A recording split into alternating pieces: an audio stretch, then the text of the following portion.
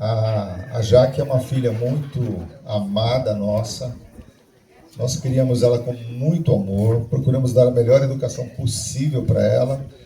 E desde pequena, a gente orava para aquele que seria o seu esposo, né? Glória a Deus! Muito bem. E eu fico feliz porque Deus concedeu o Pedro para nós, entendeu? Então, Pedro é uma pessoa que a gente tem um carinho muito grande. Hoje a minha família ganha um filho e a família do Pedro ganha uma filha, oficialmente, né? Então a gente agradece muito a Deus porque ele tem sido uma pessoa que para nós tem dado orgulho, né? Ele é um menino esforçado, trabalhador, tem cuidado da nossa filha muito bem e eu fico feliz com isso, tá bom? Eu queria compartilhar com vocês um texto da Palavra de Deus. Deixa eu só colocar aqui. Bom, o que é o casamento, né?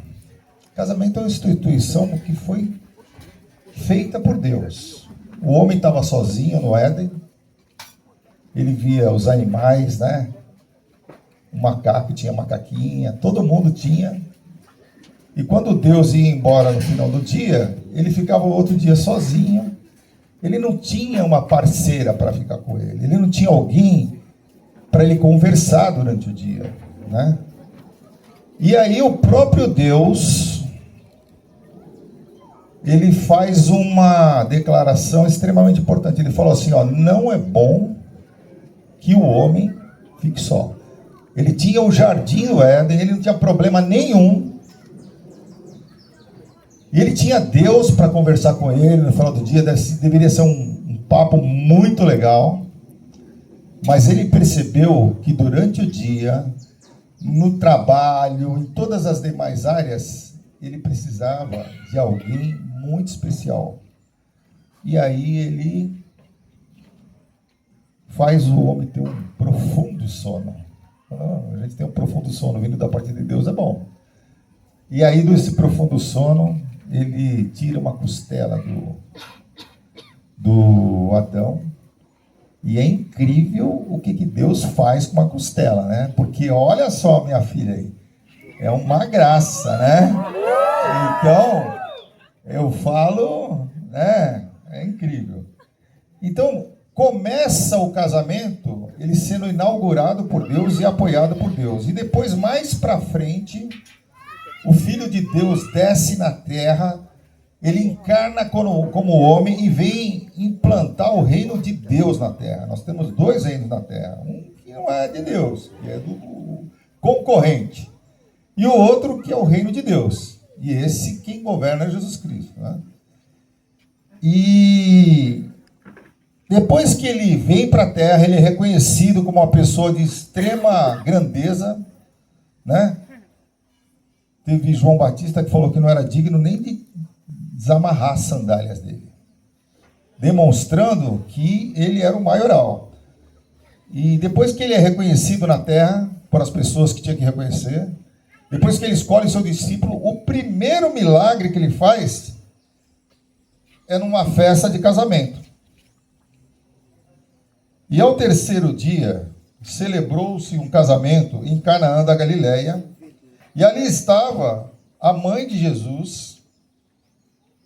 E as mães, normalmente, elas conhecem os filhos, não é, mães? E foi também convidado Jesus e os seus discípulos para o casamento. E faltando vinho, a mãe de Jesus lhe disse, não tem vinho. Então, a mãe de Jesus se preocupava, como os discípulos de Jesus se preocupam com as outras pessoas, entendeu? Normalmente, um discípulo de Jesus, ele não pensa só em si, ele tem que pensar nos outros. Porque Deus ama o mundo de tal forma que ele deu o filho dele por o mundo, entendeu? Então, aí o que acontece? Ela fala para Jesus, né? Olha, acabou o vinho, né? Jesus, ele dá uma resposta que parece um pouquinho mal educada, mas não é. Disse-lhe Jesus, mulher, que tenho eu contigo? A minha hora ainda não é chegada. né? E o que ele quis dizer com isso aqui? Apesar dele ser o filho terreno dela, ele era Deus encarnado, né? E ele só obedecia ao Pai, não o Pai terreno, né? Ele obedecia ao Pai eterno, né? Mas ela, como uma boa mãe, sabia que toda vez que a gente vai para Jesus, ele até diz assim: aquele que vier a mim, de maneira alguma eu o lançarei fora. Então aí o que ele faz, né? Ela fala o seguinte, ó. Ela fala assim: sua mãe disse aos serventes: fazei tudo quanto ele vos disser. Por quê? Porque a palavra dele, ela tem poder e autoridade, né? E estavam ali postas 6 talhas de pedra para a purificação dos judeus. Em cada uma delas cabiam 100 litros de água em cada uma delas. Disse-lhe Jesus: encha de água essas talhas. E as encheram até em cima.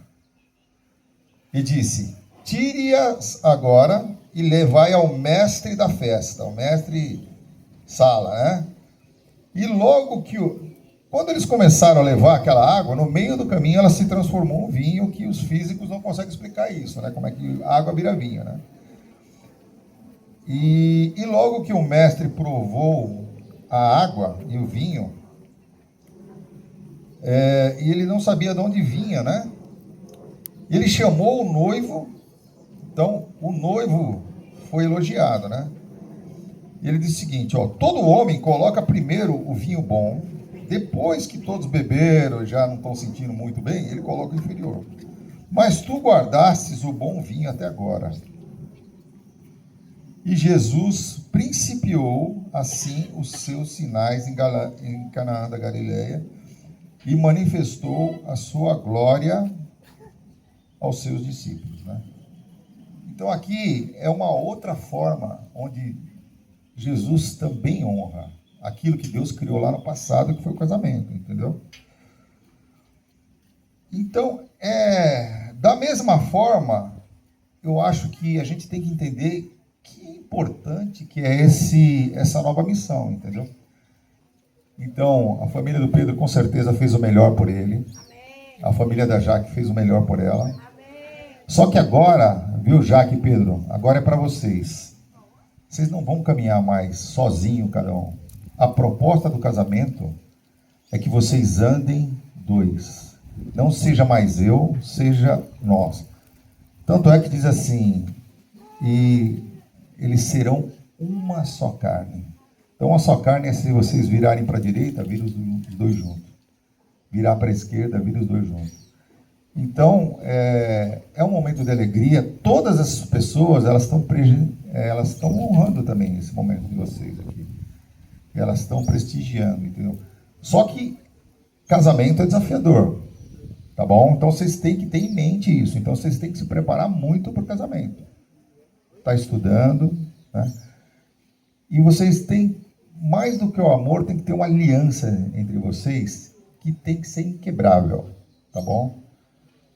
Eu e sua mãe, nós vamos fazer 37 anos de casado. E eu falei para ela assim: você deu o seu melhor? Ela ficou pensando. Eu acho que ela deu. Mas ela falou assim: a gente podia melhorar um pouquinho mais, entendeu? Então, o conselho que eu, como pai, dou para vocês, porque eu amo, e eu acho que as demais pessoas vão concordar: dê o melhor de vocês no casamento, tá bom? É uma coisa muito importante para Deus e é importante para vocês, vai ser importante para os filhos de vocês e também para as outras pessoas. Então, por favor, dê o melhor que vocês puderem nesse casamento. Não briguem, tá bom? Eu sei que não é muito fácil, mas não briguem, conversem. E outra coisa, a gente tem que entender que abaixo de Deus, a pessoa que a gente tem que mais valorizar é o nosso cônjuge, tá bom? Então é mais um conselho que eu dou para vocês: trate muito bem o seu cônjuge, tá bom? Trate muito bem, porque você vai ver que isso é muito bom, entendeu? tenha compaixão nos momentos que precisar, tenha misericórdia, né?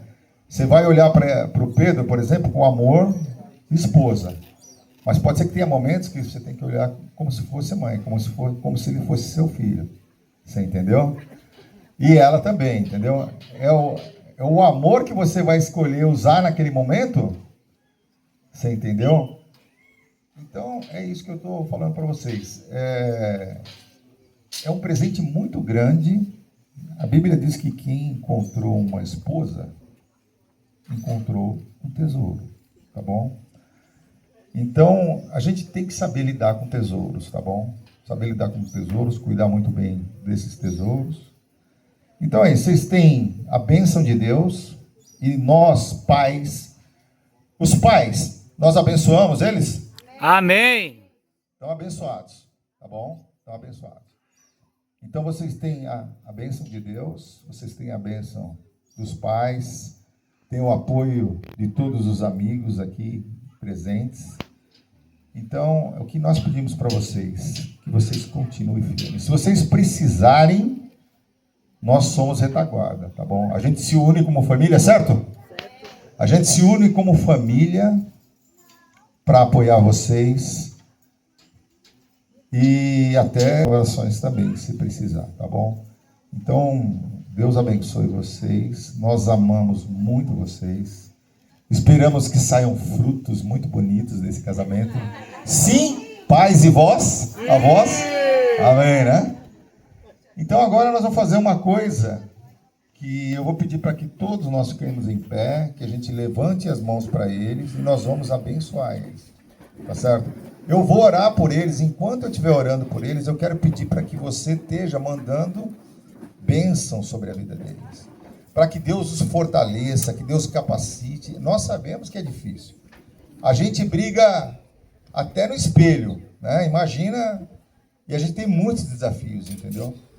E é importante a gente, nesse momento, estar desejando para eles o melhor, tá bom?